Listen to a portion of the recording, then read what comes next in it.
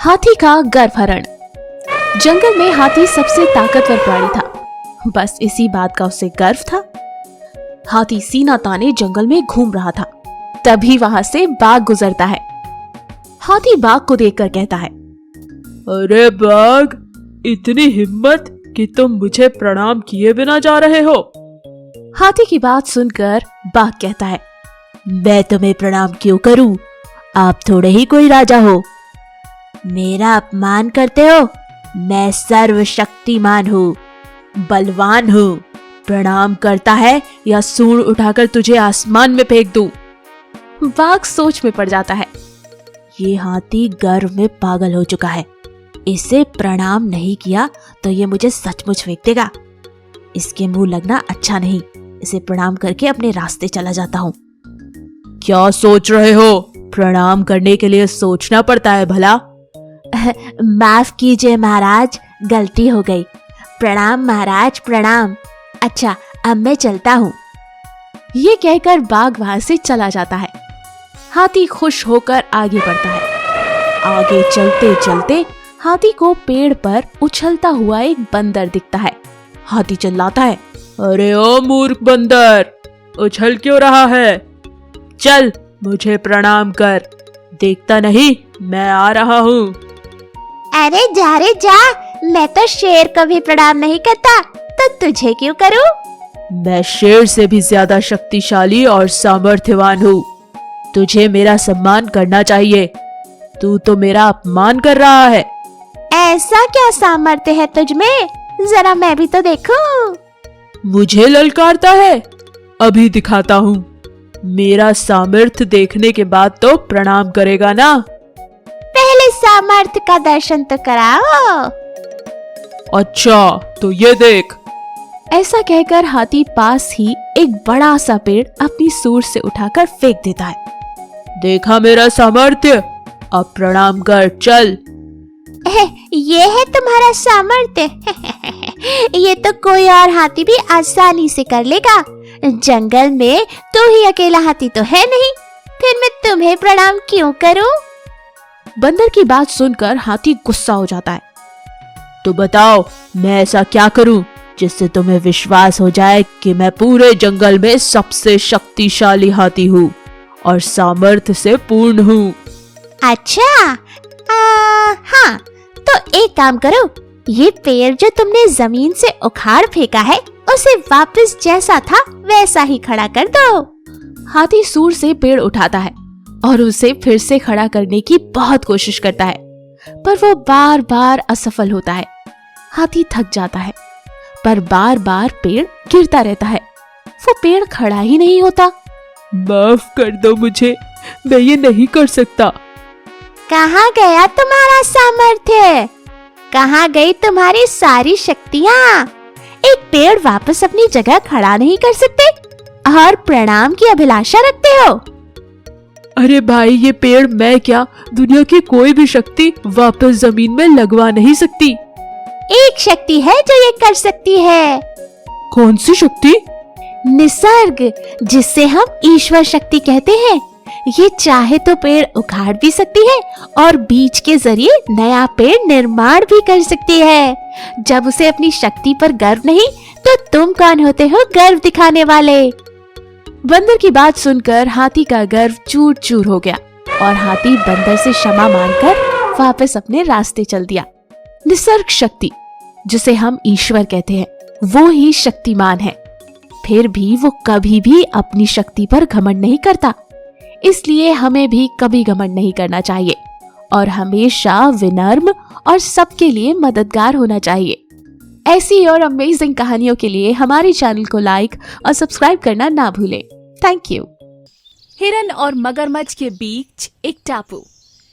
एक बार की बात है, एक नदी थी जो एक गहरे जंगल से होकर बहती थी। नदी के किनारे एक सुंदर सा और चतुर हिरन रहता था। नदी के अंदर उस टापू के कुछ ही दूर पर एक मगरमच्छ और उसकी पत्नी रहते थे। वो दोनों किनारे पर रहते उस हिरन को खाना चाहते थे, लेकिन चालाक हिरन कभी उनके हाथ नहीं लगता था। उस नदी के बीचों बीच एक टापू पर कुछ पेड़ थे जहां बहुत ही मजेदार फल लगते थे। एक दिन जब हिरण नदी के पास चल रहा था तो उसने उल्टे किनारे पर कुछ चमकीले लाल जामुन देखे। उसने खुद से कहा, ओह, ये जामुन बहुत स्वादिष्ट लगते हैं। मेरी इच्छा हो रही है कि उस पार जाकर इन्हें खा आऊं। टापू और नदी के किनारे के बीच एक बड़ा सा पत्थर था। हिरन किनारे से कूदकर उस पत्थर पर जाता है और पत्थर पर से कूदकर टापू पर पहुंच जाता है और उस टापू के पेड़ों पर लगे हुए लजीज फलों को खाने का आनंद लेता है। इस बार मगरमच्छ और उसकी पत्नी ने मिलकर एक ठोस प्लान बनाया। वो दोनों चुपचाप उस पत्थर के पास गए और छलांग लगाकर हिरन के फलों के पेड़ वाले टापू पर पहुंच गए। मगरमच्छनी ने अपने पति मगरमच्छ को समझाते हुए कहा कि जब सुबह हिरन नाश्ता करने के लिए उस टापू पर जाएगा तो उस पत्थर पर जाकर हम लेट जाएंगे। जब हिरन वापस आना चाहेगा तो वो उस पत्थर पर जरूर पैर रखेगा और जैसे ही वो उस पर पैर रखेगा हम उसे दबोच लेंगे। अगली सुबह हिरन किनारे से पत्थर पर और पत्थर से टापू पर गया। जब वो फल खाने में व्यस्त था तभी मगरमच्छ उस पत्थर पर जाकर लेट गया। जब हिरन खाकर वापस आने ही वाला था तो उसने देखा कि आज पत्थर कुछ बड़ा सा लग रहा है। हिरन ने सोचा कि नदी का पानी तो कम नहीं हुआ है, तो फिर पत्थर कैसे बड़ा हो गया? तभी वो समझ गया कि हो सकता है ये उस मूर्ख मगरमच्छ की एक चाल हो और उसे वो खाना चाहता हो। हिरन ने अपना शक पक्का करने के लिए एक तरकीब निकाली। उसने पत्थर से बात करने का नाटक किया और पूछा, ऐ मेरे दोस्त पत्थर, आज तुम कैसे हो? लेकिन पत्थर की तरफ से कोई जवाब नहीं आया। हिरन ने ऐसा 3-4 बार किया लेकिन फिर भी कोई जवाब नहीं मिला। तब मगरमच्छ ने सोचा, लगता है ये पत्थर रोज हिरन से बात करता होगा, तभी तो हिरन इतनी बार पूछ रहा है। तो उसने हिरन के जवाब देने का सोच लिया। कैसे हो हिरन? सॉरी, मैं सो रहा था। हिरन ने पूछा, ओहो, कोई बात नहीं, आज तुम कुछ बड़े से लग रहे हो, ऐसा क्यों? जवाब देते वक्त मगरमच्छ भूल गया कि वो पत्थर होने का नाटक कर रहा था और उसने कहा, मैं पत्थर नहीं हूँ, मैं मगरमच्छ हूँ, तुम्हें खाने आया हूँ। हिरन का शक सही निकला, वो मगरमच्छ ही था। अब हिरन वापस नदी के किनारे पर नहीं जा सकता था।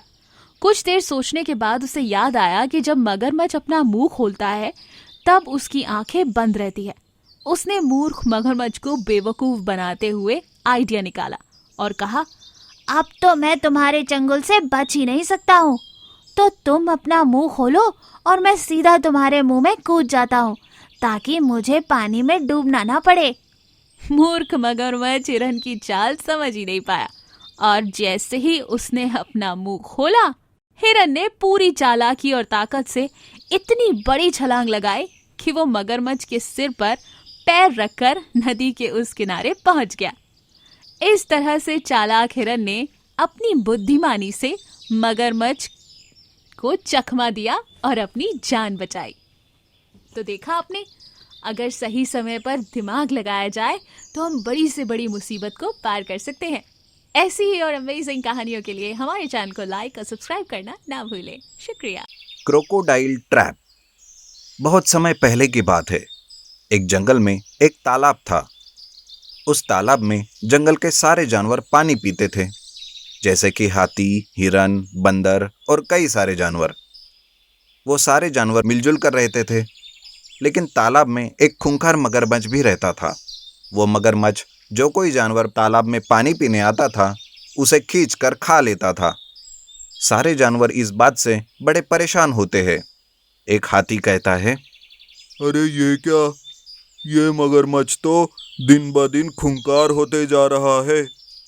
एक हिरन कहता है, कल उसने एक ज़ेब्रा को खा लिया। इस जंगल में कोई दूसरा तालाब भी तो नहीं है। इस बात का फायदा वो मगरमच्छ ले रहा है। अगर ऐसा ही चलता रहा तो वो मगरमच्छ कुछ ही दिनों में हमारा सफाया कर देगा। ये बात सुनकर एक बंदर उनसे कहता है, सही कहा, हमें कुछ तो करना पड़ेगा। अरे लेकिन हम क्या कर सकते हैं? उस मगरमच्छ को कुछ भी करने जाओ तो वो पानी के अंदर भाग जाता है। और हम पानी के अंदर उससे लड़ भी नहीं सकते। सभी जानवर अपना अपना दिमाग लगाओ और इस बात का कोई हल निकालो। हिरन की ये बात सुनकर सारे जानवर मीटिंग करके सोचते रहते हैं। तभी बंदर उनसे कहता है, देखो, मेरे पास एक रास्ता है, लेकिन इसमें खतरा है। अगर आप सभी जानवरों ने साथ दिया तो हम उस मगरमच्छ को पकड़ सकते हैं। अच्छा तो बताओ, क्या प्लान है तुम्हारा बंदर? बंदर हाथी और बाकी जानवरों को उसका प्लान बताता है और प्लान के मुताबिक सभी जानवर उस पर अमल करने लगते हैं।